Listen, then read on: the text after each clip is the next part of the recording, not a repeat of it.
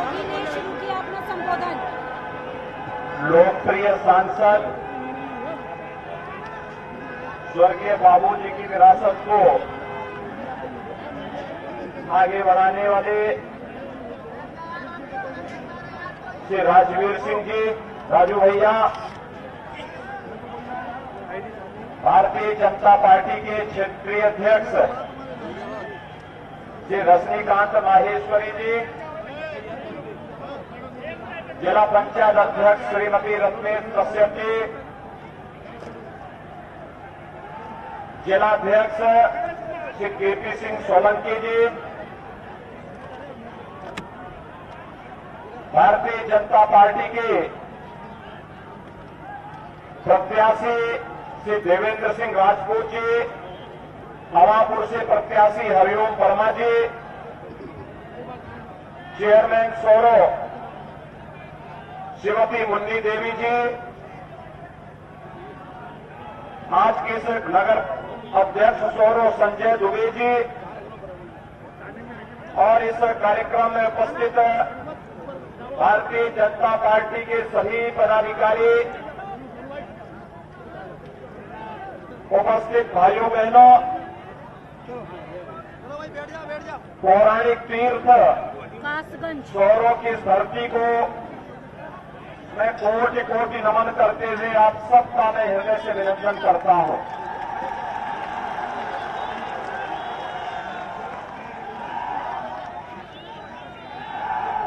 पौराणिक परंपरा के अनुसार ये मान्यता है, इस धरती के उद्धार के लिए, राक्षसों के आतंक से मुक्त करने के लिए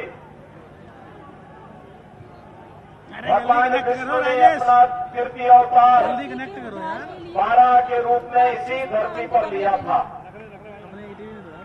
कुछ नहीं लिख रहा भाइयों बहनों, भेज दिया मैंने।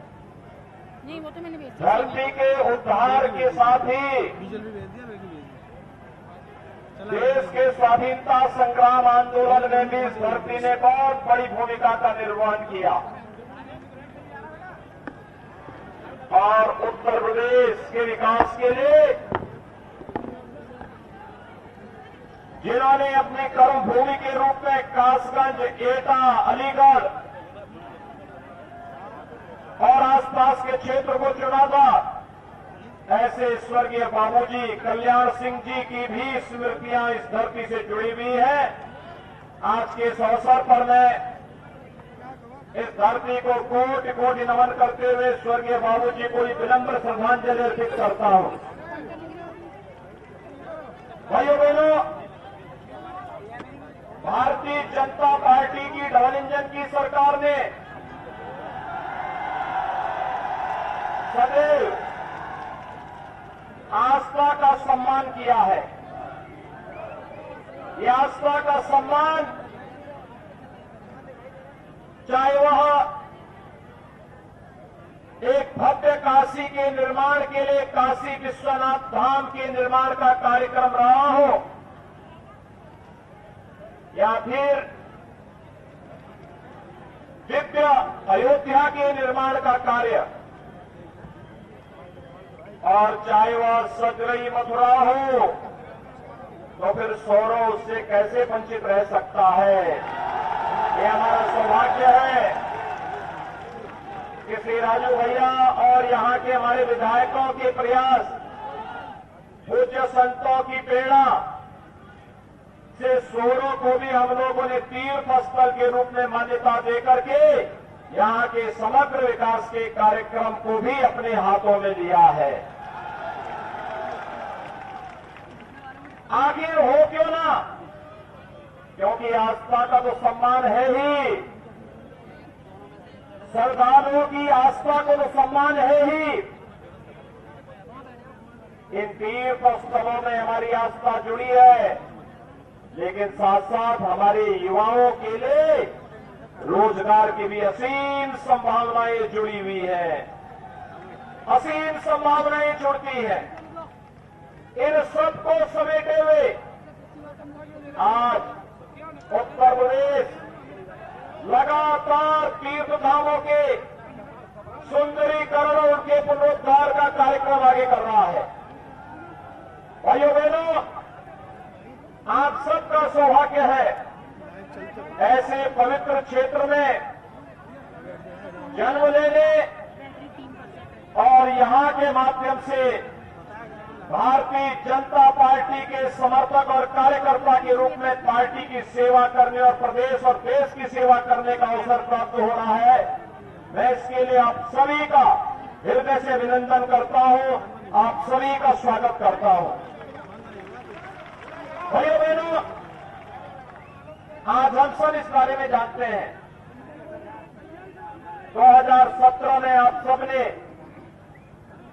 प्रधानमंत्री मोदी जी के आह्वान पर भारतीय जनता पार्टी की प्रचंड बहुमत की सरकार बनाई थी। भाइयों बहनों, भारतीय जनता पार्टी की प्रचंड बहुमत की सरकार ने आपसे जो कहा था वो करके दिखाया है और भारतीय जनता पार्टी जो कहती है वो करके दिखाती है। हमने कहा था हम कानून का राज लाएंगे, बेटियों की सुरक्षा की पुख्ता व्यवस्था करेंगे, गुंडागिर्दी और अराजकता पे लगाम लगाएंगे, दंगा मुक्त और भय मुक्त प्रदेश बनाने का कार्य करेंगे। आज जब 5 साल के अपने लेखा जोखा के साथ हम सब आपके बीच आए हैं, आज मैं कह सकता हूं उत्तर प्रदेश में 5 वर्ष में एक भी दंगा नहीं हुआ। जिस प्रदेश में छोटी छोटी बातों को लेकर के सांप्रदायिक तनाव होता था, दंगे होते थे, कर्फ्यू लगता था, आज भाइयों बहनों वहां पर कर्फ्यू नहीं लगता, बाजारों में बमबाजी नहीं होती। आज वहां पर कांवड़ यात्रा निकलती है और हर हर बम बम के नारे के साथ कांवड़ यात्री निकल करके अपनी आस्था को व्यक्त करता है। आज प्रदेश से पलायन नहीं होता। आज उत्तर प्रदेश प्रगति के नित नए प्रतिमान को स्थापित करते हुए देश की नंबर 1 की अर्थव्यवस्था बनने की ओर अग्रसर है। अलीगढ़ में राजा महेंद्र प्रताप सिंह जी के नाम पर विश्वविद्यालय की स्थापना, एटा में वीरांगना उनती बाई जी के नाम पर मेडिकल कॉलेज की स्थापना, बुलंदशहर में बाबूजी कल्याण सिंह जी के नाम पर मेडिकल कॉलेज के निर्माण की कार्रवाई, पुल, polytechnic, degree college, ITI, hospital का निर्माण, सड़कों का निर्माण, तीर्थों का विकास, ये जहां एक और विकास की एक नई ऊंचाइयों को छू रहा है। अलीगढ़ में एयरपोर्ट का निर्माण कार्य युद्ध स्तर पर आगे बढ़ रहा है।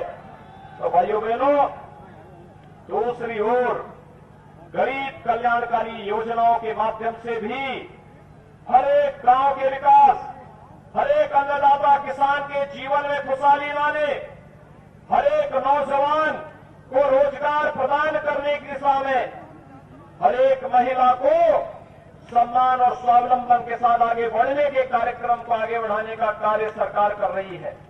भाइयों बहनों, अगर मैं आपके कासगंज जनपद की ही बात करूं तो कासगंज जनपद में किसान ऋण माफी की योजना के अंतर्गत अकेले आपके जनपद में 51,800 किसानों का ऋण माफ हुआ था। कासगंज जनपद में 51,800 किसानों का ऋण। वर्तमान में 2,10,000 किसानों को प्रधानमंत्री किसान सम्मान निधि में सालाना 6,000 रुपये सालाना उपलब्ध करवाने का कार्य किया जा रहा है। भाइयों बहनों, प्रदेश में पिछली सरकार ने दिव्यांगजनों का, वृद्धावस्था पेंशन पाने वाले वृद्धजनों का और विधवा महिला प्राप्त करने वाले विधवा महिलाओं की भी पेंशन की राशि को रोक दिया था। लेकिन हमारी सरकार वर्तमान में प्रदेश के अंदर 1 करोड़ दिव्यांगजन, वृद्धजन और विधवा महिलाओं को 12,000 रुपये सालाना पेंशन की सुविधा उन्हें उपलब्ध करवाने का कार्य कर रही है। भाइयों बहनों, अगर मैं आपके कासगंज की ही बात करूं, 8,400 दिव्यांगजनों को, 21,200 निराश्रित महिलाओं को और 12,600 से अधिक वृद्धावस्था पेंशन प्राप्त करने वाले लोगों को यहां पर सालाना 12,000 रुपये पेंशन की सुविधा हमारी सरकार, डबल इंजन की भारतीय जनता पार्टी की सरकार उपलब्ध करवा रही है। भाइयों बहनों, अकेले कासगंज जनपद में वर्तमान में 10 लाख लोगों को कोरोना कालखंड में डबल इंजन की सरकार है, डबल डोज राशन की हर महीने 2 बार राशन की सुविधा उपलब्ध करवाने का कार्य सरकार कर रही है। और यही नहीं भाइयों बहनों, प्रधानमंत्री आवास योजना और मुख्यमंत्री आवास योजना में भी 7,000 से अधिक गरीबों को एक आवास इस जनपद में मिला है। नौजवानों को टैबलेट और स्मार्टफोन दिया जा रहा है। जब हम टैबलेट और स्मार्टफोन देने का कार्य करते हैं तो समाजवादी पार्टी चुनाव आयोग को शिकायत करती है। हमने तय किया है, वर्तमान में 1 करोड़ युवाओं को टैबलेट और स्मार्टफोन दे रहे हैं और सरकार बनेगी अगले 5 वर्ष में 2 करोड़ नौजवानों को टैबलेट और स्मार्टफोन बांटने का कार्य सरकार करेगी। कन्या सुरंगला योजना के माध्यम से गरीब कन्याओं के लिए 15,000 रुपये जन्म से लेकर के स्नातक तक की पढ़ाई का पैकेज हो, या फिर गरीब कन्याओं की शादी के लिए सामूहिक विवाह की योजना, ये सभी कार्यक्रम आज सरकार के हिस्से हैं। सरकार की संवेदना गांव के विकास के लिए है, गरीब के कल्याण के लिए है, महिलाओं के स्वावलंबन के लिए है, नौजवान के रोजगार के लिए है, अन्नदाता किसानों की खुशहाली के लिए है, व्यापारियों की सुरक्षा और बेटियों की सुरक्षा के प्रति है। लेकिन मैं पूछना चाहता हूं, समाजवादी पार्टी की सरकार क्या कर रही थी?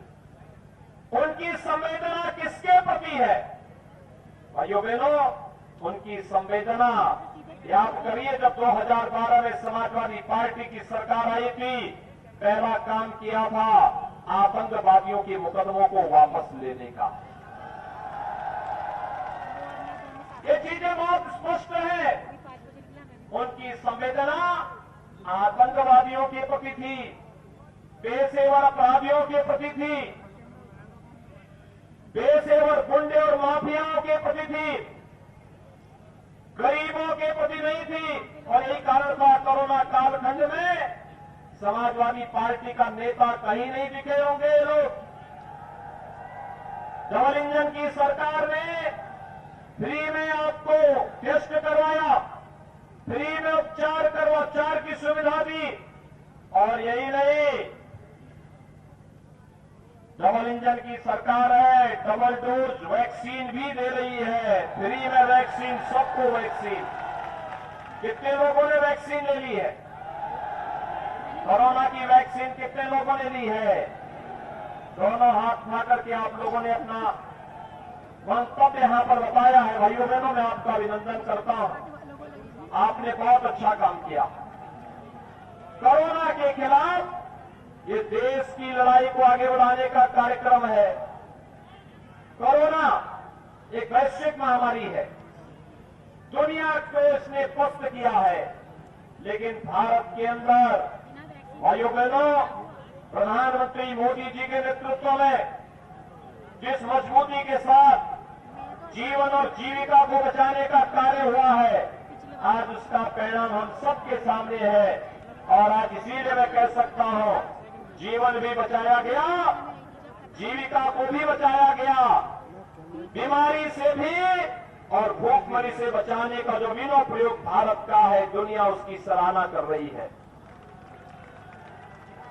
समाजवादी पार्टी के नेता क्या कोरोना कालखंड में हालचाल पूछने के लिए आए थे? और बहुजन समाजवादी पार्टी के लोग, कांग्रेस के भाइयों बहनों, ये लोग गुमराह कर रहे थे। वैक्सीन के बारे में कहते थे ये मोदी वैक्सीन है, ये बीजेपी वैक्सीन है। अब उनको बताइए, अगर ये मोदी वैक्सीन और बीजेपी वैक्सीन हमारी जान को बचाएगी, तो जो जीवन का सच्चा साथी होगा, जो जीवन बचाने वाला होगा, वही सच्चा साथी होगा।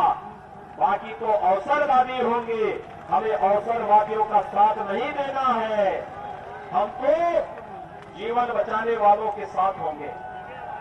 और भाइयों बहनों, इसीलिए सरकार ने तय किया है, सरकार ने तय किया है अपराध और अपराधियों के प्रति जीरो टॉलरेंस की नीति के तहत सरकार कार्य करेगी।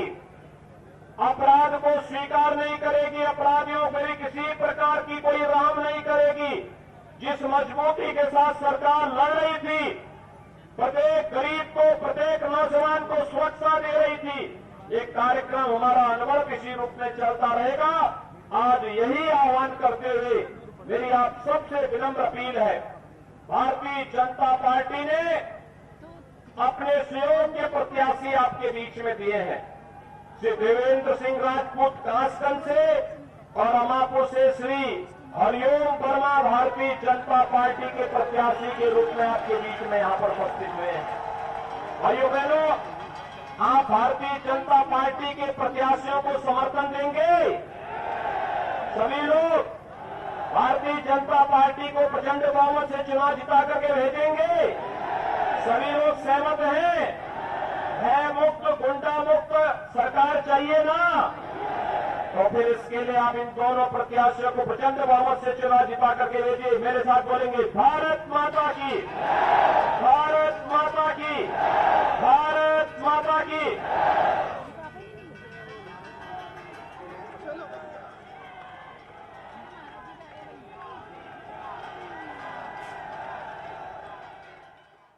को आप सुन रहे थे, कासगंज से उनकी इस रैली को आपने सुना और उन्होंने सरकार की उपलब्धियों का जिक्र किया। अपराध किस तरह से खत्म कर दिया प्रदेश सरकार ने, गुंडे माफियाओं को किस तरह से खत्म किया गया, इसका वो जिक्र कर रहे थे। और आप समझिए कि ये जो तीसरा चरण है ये कितना महत्वपूर्ण है। स्पेशली पश्चिमी यूपी की जब हम बात करें तो इसके फिरोजाबाद, मैनपुरी, एटा, कासगंज, हाथरस 19 विधानसभा सीटें आती हैं और अभी वो कासगंज से संबोधित कर रहे थे, तो आप समझ सकते हैं